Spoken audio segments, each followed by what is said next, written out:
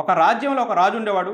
ఆ రాజు సంతోషంగా ఉన్నప్పుడు ఎవరు ఏం కోరుకున్నా ఇచ్చేసేవాడు. ఒకసారి మంత్రిని పిలిచి ఏం కావాలో కోరుకో, నువ్వు ఏది కోరుకున్నా ఇస్తా అంటాడు. మంత్రి అత్యాశతో రాజా, ఈ రాజ్యానికి నేను రాజు అనుకున్నాను, నీ సీట్ నాకు ఇస్తారా అని మంత్రి అడుగుతాడు. రాజు అంటాడు, నువ్వు చాలా పెద్ద కోరిక కోరావు, సరే తప్పకుండా తీరుస్తాను, కానీ నా దగ్గర 3 ప్రశ్నలు ఉన్నాయి, ఆ 3 ప్రశ్నలకు సమాధానం చెప్తే ఈ రాజ్యానికి నువ్వే రాజు అంటాడు. మొదటి ప్రశ్న, ఈ ప్రపంచంలో అన్నిటికన్నా సత్యం ఏది? రెండో ప్రశ్న, ఈ ప్రపంచంలో అన్నిటికన్నా మోసం ఏది?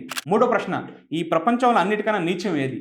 మంత్రి, రాజుగారు నాకు కొద్దిగా సమయం ఇవ్వండి, తప్పకుండా మీ ప్రశ్నలకు సమాధానం ఇస్తా అని చెప్పి రాజ్యంలోకి వెళ్ళి అందరినీ ఈ ప్రశ్నలకి సమాధానం అడుగుతుంటారు. అడుగుతూ ఉంటే ఒక వ్యక్తి అంటాడు, ఆ కొండ మీద ఒక వ్యక్తి ఉన్నాడు, ఆయన తప్పకుండా మీ ప్రశ్నలకు సమాధానం చెప్తాడని చెప్పి ఆ మంత్రితో అంటాడు. ఆ మంత్రి కొండ మీదకి వెళ్ళంగానే, రావయ్య మంత్రి, నీ 3 ప్రశ్నలకు నేను సమాధానం చెప్తా అంటాడు. ఇతను ఆశ్చర్యంతో, నేను మంత్రిని నీకు ఎలా తెలుసు అంటే, గతంలో నేను కూడా మంత్రిగా పనిచేశాను, ఏదో పరిస్థితి బాగలేక ఇక్కడ ఉన్నానని చెప్పి వాడిని పిలుస్తాడు.